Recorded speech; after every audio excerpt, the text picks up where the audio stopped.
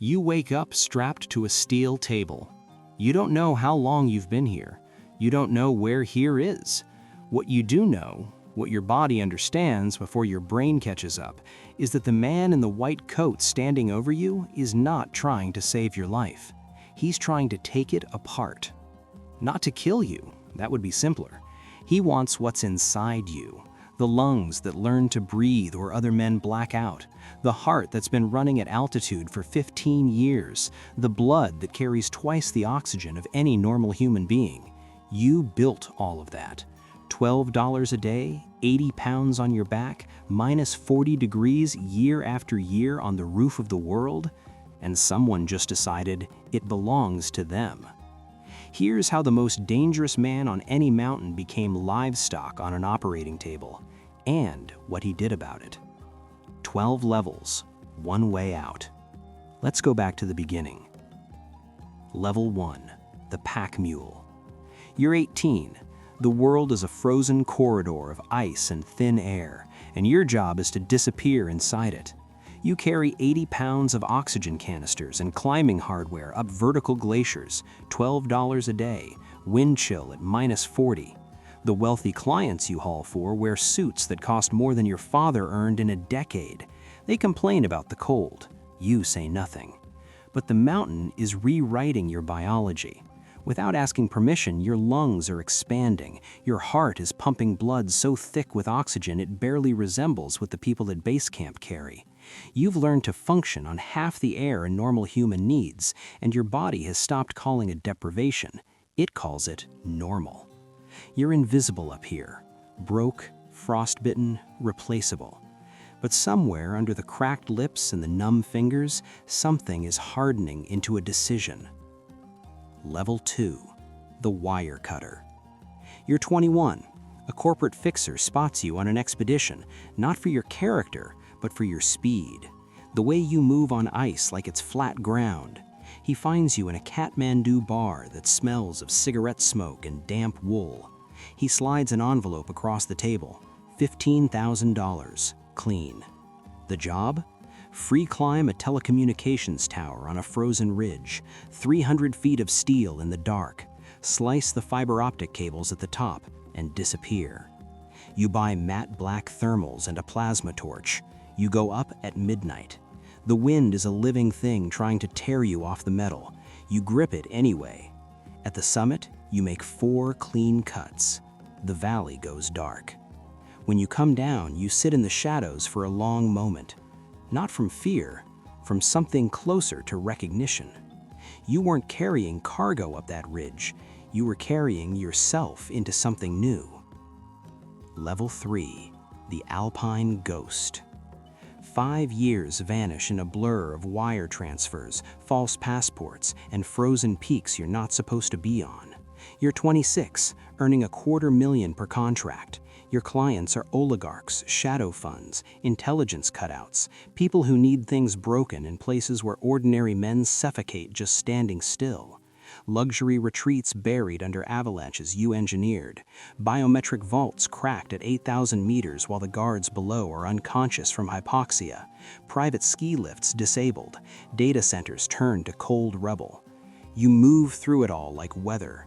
No face, no trail, no noise. The death zone is your advantage. The place where other people's bodies begin to shut down is for you Tuesday. Level 4, the Apex Predator. You're 30. Intelligence agencies in 4 countries have a file on you with no photograph in it. You have a penthouse in Geneva you barely use because the soft life makes your skin crawl. Your money lives in encrypted servers offshore. You accept contracts only when the number has enough zeros to be interesting. You halo jump from cargo planes onto classified mountain observatories. You plant thermite and base jump before the alarm systems finish booting. The champagne in zero-gravity lounges tastes like winning.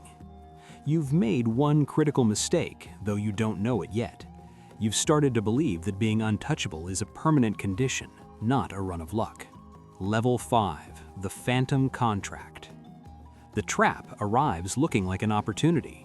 An encrypted channel, a slick recruiter, a face-to-face in an abandoned Andean ski lodge, all the right theater.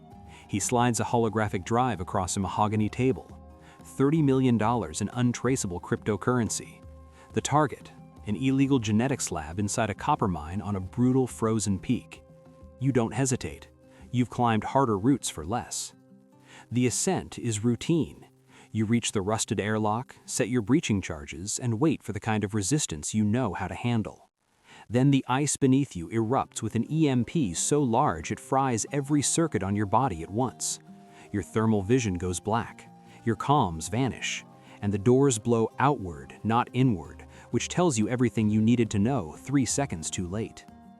12 armored mercenaries hit you in the blizzard. You fight like something cornered and animal. You break a jaw, you break a collarbone. It doesn't matter. A needle finds the back of your neck, military-grade paralytic. Your legs fold, the dark arrives all at once. The apex predator has been collected.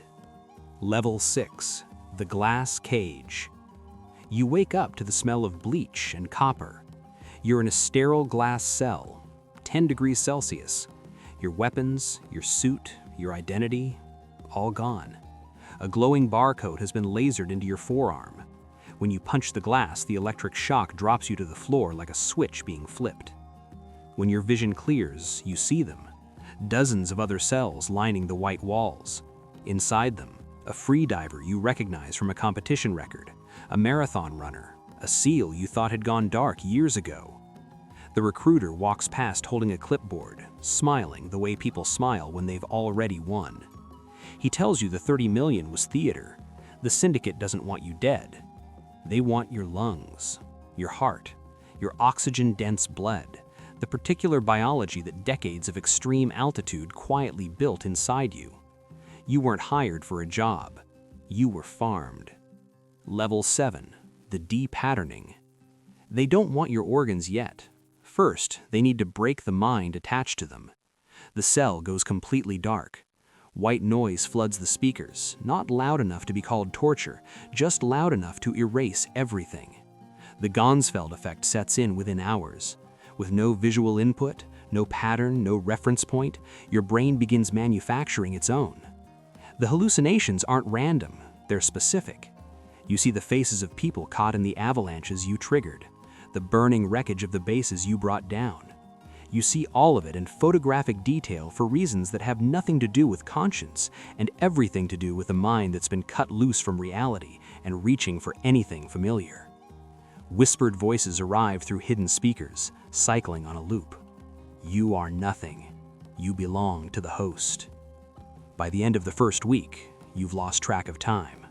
By the second, you've lost track of yourself.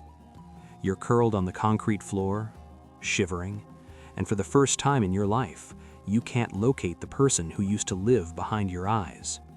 That's exactly where they want you. Level 8, the first harvest. 3 weeks, the doors open. They strap you to a steel operating table. A surgeon in a white coat sets out his instruments with quiet precision. There's no general anesthesia, only a spinal block, targeted and deliberate. Maximum adrenaline keeps the tissue healthy. They need the organs alert, even if you're not. You watch. You can't look away. The incision is deep and methodical. Cold hands reach through muscle and membrane into your chest cavity. What they remove gets sealed in a cryogenic container before it's finished bleeding. They staple you shut. They put you back in the cell. You lie on the floor, coughing blood, doing arithmetic. Liver, kidney, sections of skin, your body as a budget being drawn down, line by line. Level 9, the third man. Months pass, more is taken. You lose a kidney, sections of skin. Each time you return to the glass box with less of yourself than before.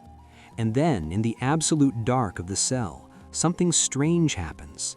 Psychologists have a name for it. The third man factor. Extreme isolation.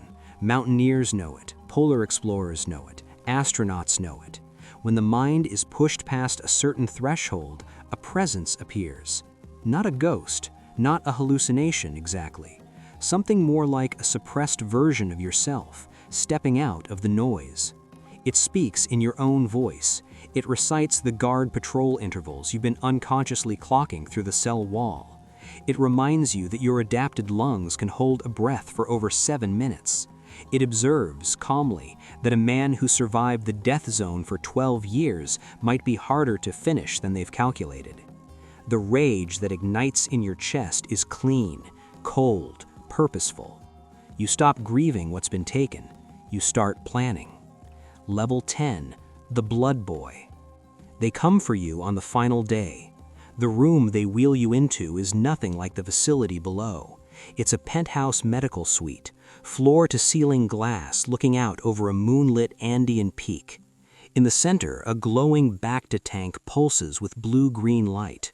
Tubes run everywhere, converging on a figure so ancient he barely registers as human, withered, translucent, kept breathing by machinery and other people's parts. The surgeon preps the bone saw.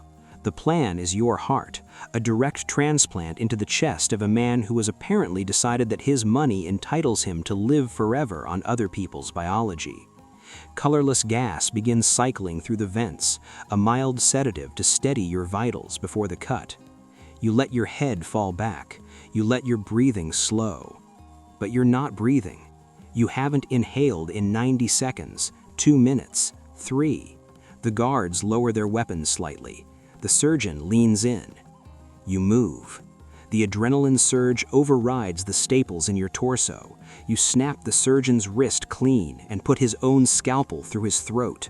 Blood hits the monitors in sheets. The cardiac alarms go to full shriek. The guards are already half sedative from the gas they've been inhaling. They move like men in a bad dream. You don't. You put a bone saw into the nearest one and move past him before he hits the floor. You don't run for the exit. You walk to the tank. The old man thrashes against his tubes, eyes wide, his synthesized voice begging. He offers islands, he offers billions, he offers anything a man can offer when he's decided he deserves to outlive everyone. You don't say a word. You sever the primary life support line. You watch the fluid drain across the marble floor. You stand there, breathing slowly, deliberate, deep, steady, and you watch the last of his stolen time run out. Level 12, the Overseer. You make it out of the suite on adrenaline and discipline. Then you stop. You catch your reflection in the glass door. What's looking back at you isn't the ghost who ran contracts across the Alps. It's a mutilated, failing machine. Your remaining organs are already struggling. Without the facility's immunosuppressants, you have days. Without its dialysis equipment, less.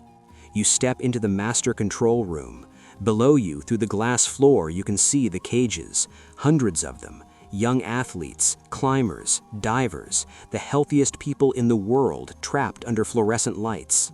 Your hand moves to the intercom. The facility's surviving guards are waiting for instruction. You look at the people in the cells. You look at your own reflection. You press the button. You fought your way to the top of the worst place in the world and found out the top is just another cage with better furniture. What would you choose? Subscribe.